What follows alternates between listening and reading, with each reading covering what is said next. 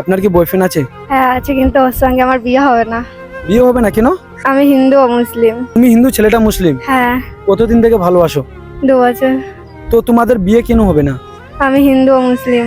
তো আর কারণ কি আছে কেন বিয়ে হবে না? আখির তো তোমরা ফ্যামিলি মানছে না। কি মানছে না? ফ্যামিলি মানছে না? ফ্যামিলি থেকে মেনে নিচ্ছে না তাই। তো ছেলেটার ফ্যামিলি মানছে? হ্যাঁ, ও ফ্যামিলি মেনে নিচ্ছে। আপনার মানে না? না, কত ভালোবাসো এক দুজনকে? অনেক ভালোবাসি। কই বছরের ভালোবাসা আছে? 2 বছরের। তো ছেলেটা এখন কোথায় আছে? বাড়িতেই আছে। ছেলেটাকে ফোন করেন, তোমার যে ফ্যামিলিতে চলছে ছেলেটাকে বলে দাও। হ্যাঁ, বলতে পারবো।